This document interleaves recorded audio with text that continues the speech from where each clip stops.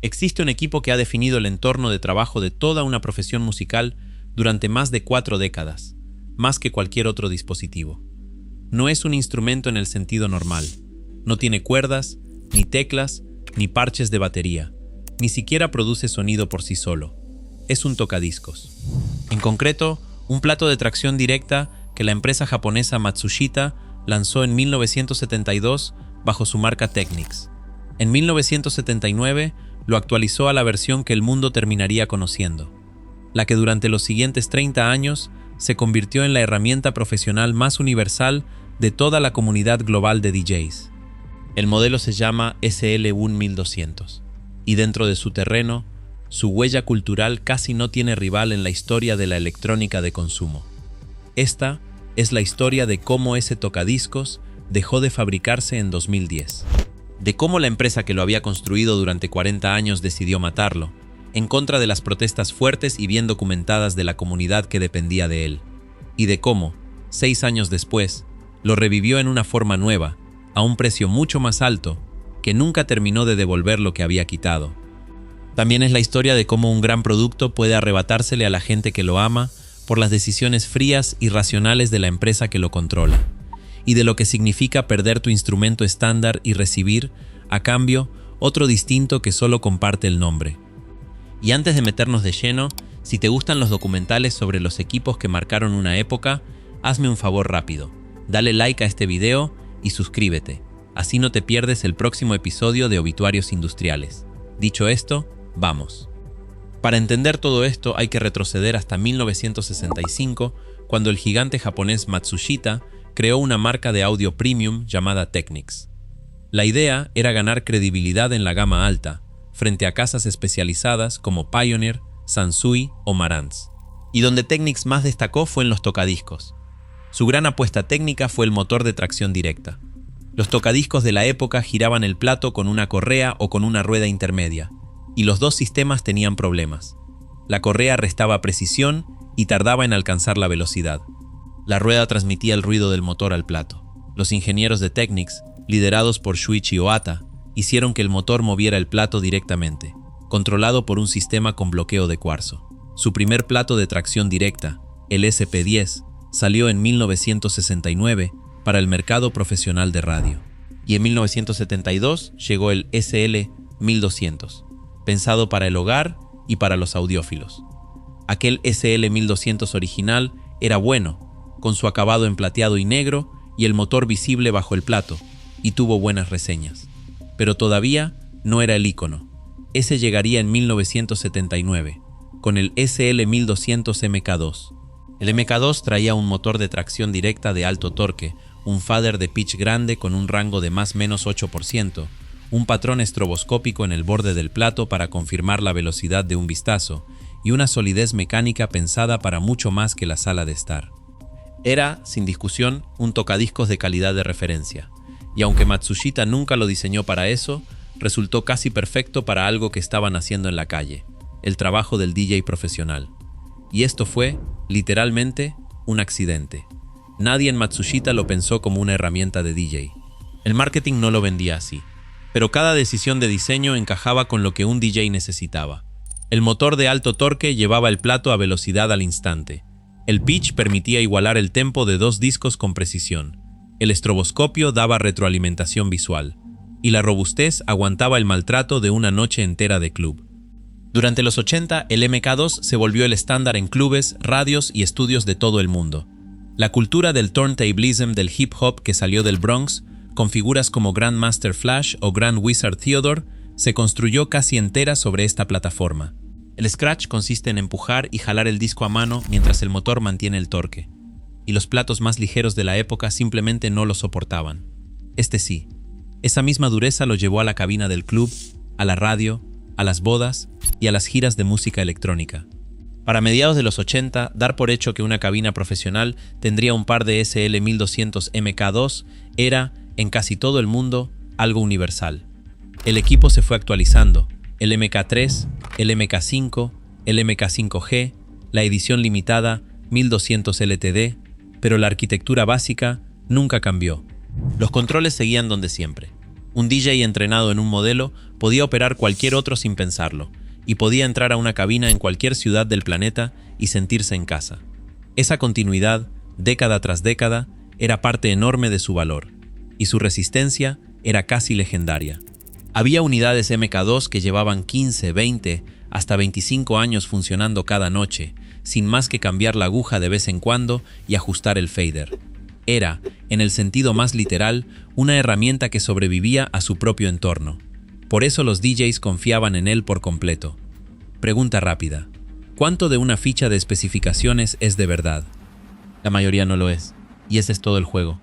El detector de tonterías del hi-fi decodifica cada número que la industria del audio infla, ordena las marcas en las que sí puedes confiar y te muestra exactamente dónde te están estafando. Escanea el código en pantalla para conseguirlo.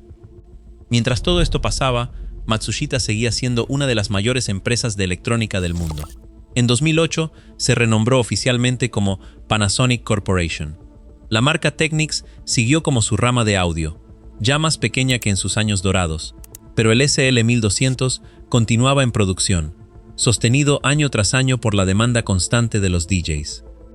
Y entonces, en 2010, Panasonic anunció que dejaría de fabricar la serie SL1200. El anuncio cayó como una bomba.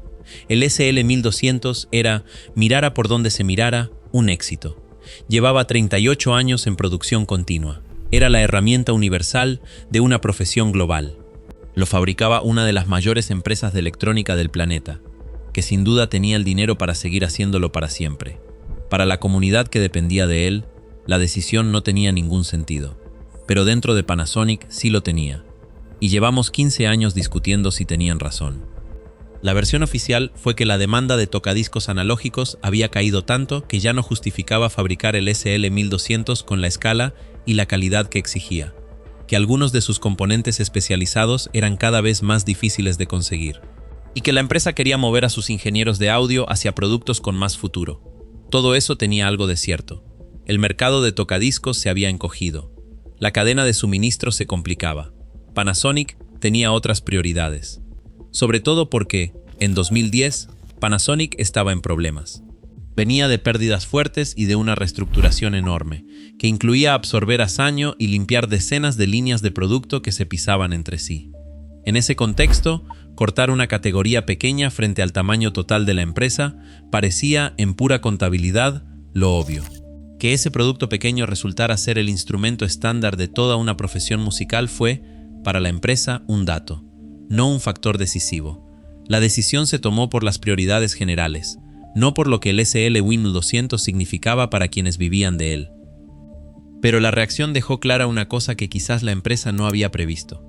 El SL1200 no era solo un tocadiscos que Panasonic vendía, era el instrumento estándar de una comunidad que había construido su vida entera alrededor de él, y no tenía reemplazo equivalente.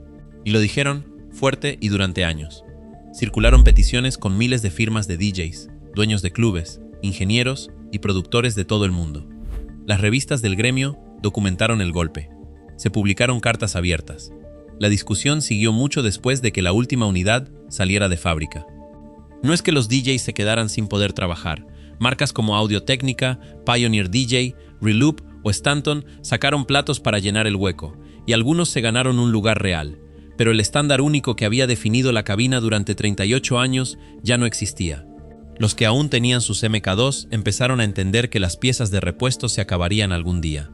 El mercado de segunda mano se disparó, y los precios de las unidades limpias subieron muchísimo.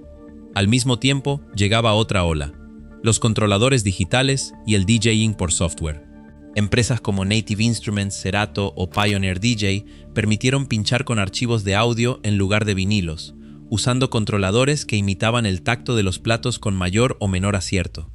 Para muchos, esa transición iba a pasar de todos modos, por la comodidad de cargar una laptop en vez de una caja de discos. Matar el SL1200 solo aceleró la decisión. O invertías en un MK2 vintage o te pasabas a lo digital. Y ahí la comunidad se partió en dos. Por un lado, los que abrazaron lo digital. Por otro, los que valoraban el tacto del vinilo y la herencia del plato tradicional, para quienes ningún controlador reemplazaba lo perdido. El SL1200 quedó justo en el centro de esa división, Y entonces, en 2016, tras 6 años de presión constante y mucho debate interno, Panasonic anunció que traía de vuelta el Technics SL1200. El nuevo modelo se llamó SL1200G, o Grand Class. Por fuera y en lo esencial, era un descendiente reconocible del MK2, misma disposición de controles, mismo motor de tracción directa, el pitch en el mismo sitio, el estroboscopio en el borde. Pero era, en el fondo, otro producto. El SL1200G costaba muchísimo más que el MK2 en cualquier momento de su historia. Panasonic lo posicionó como un tocadiscos audiófilo premium, no como la herramienta de trabajo del DJ. Por dentro lo habían rediseñado con un motor nuevo sin núcleo y varios refinamientos para la gama alta. Para el audiófilo que buscaba un plato analógico de primer nivel, era excelente. Para el DJ que esperaba el regreso del estándar accesible y robusto de siempre, al precio de lanzamiento, simplemente no era lo mismo. Con los años, Panasonic amplió la gama con el SL1200GR y más tarde el SL1210 MK7 y el SL1200 MK7, ya más enfocados al DJ y a precios más cercanos al original, aunque todavía bastante más caros en términos reales. En conjunto fue un compromiso real con la plataforma, algo que no se había visto entre 2010 y 2016. La presión había funcionado, pero la respuesta no fue devolver el producto original, fue reinventarlo en varios niveles de precio, con la herramienta de trabajo accesible ya no en el centro, sino abajo del catálogo. Y ahí está el detalle. En sus años buenos, un DJ de club podía comprarse un par de MK2 y recuperar la inversión en poco tiempo. El MK7, incluso en su versión más barata, salía bastante más caro en dinero real. Para un DJ ya establecido con sus platos vintage, algo manejable.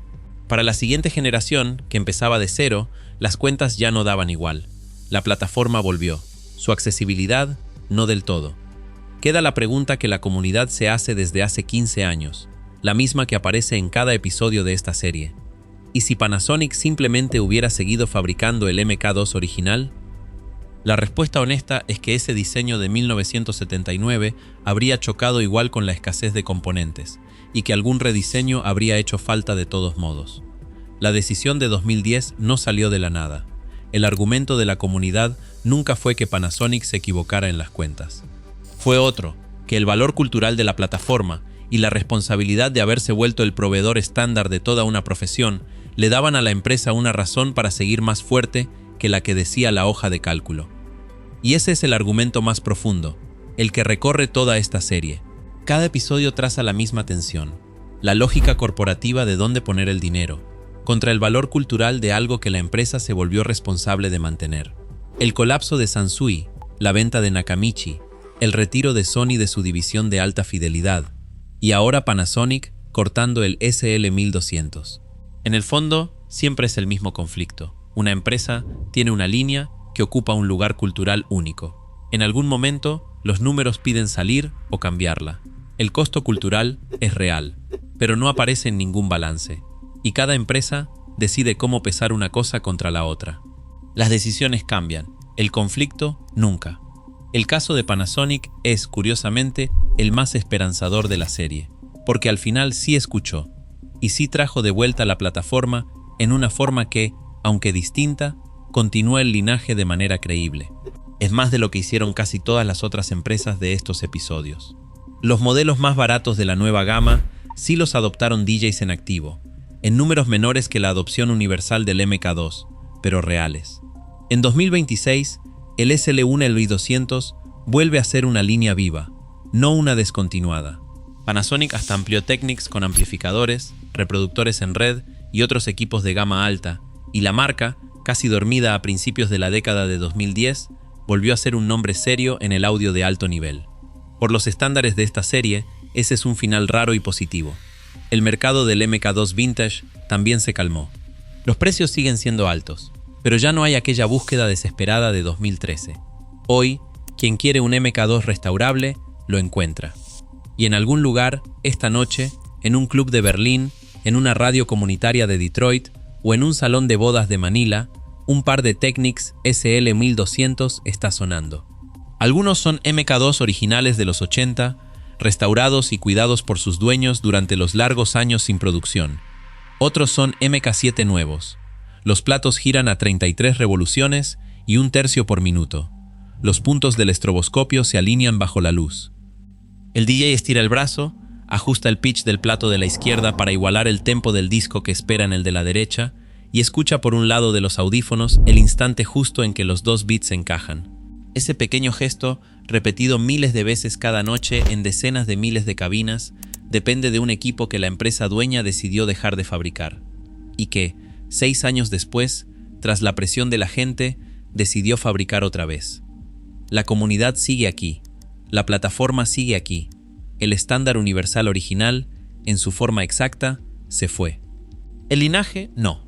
Las máquinas siguen sonando. La decisión de matarlo fue, por un momento, una de las más documentadas y discutidas en la historia del audio profesional. Y su regreso, parcial y todo, fue uno de los pocos casos de esta serie en que puede decirse que una comunidad, a fuerza de insistir juntos, cambió el final. Este ha sido el obituario de la producción original del Technics SL1200, un plato de tracción directa que Matsushita lanzó en 1972, que se volvió el estándar mundial como MK2 en 1979, y que toda una profesión adoptó como su herramienta durante 3 décadas. Panasonic lo mató en 2010 entre protestas, y lo revivió a medias en 2016 en una forma que nunca devolvió del todo lo que había quitado, pero que sí mantuvo vivo el linaje.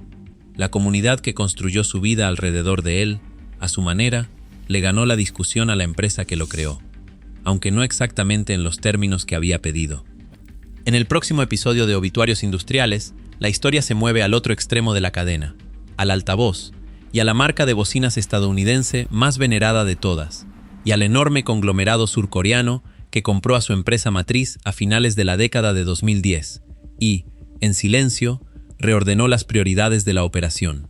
Los nombres cambian, las máquinas quedan, las fábricas se apagan. Gracias por ver.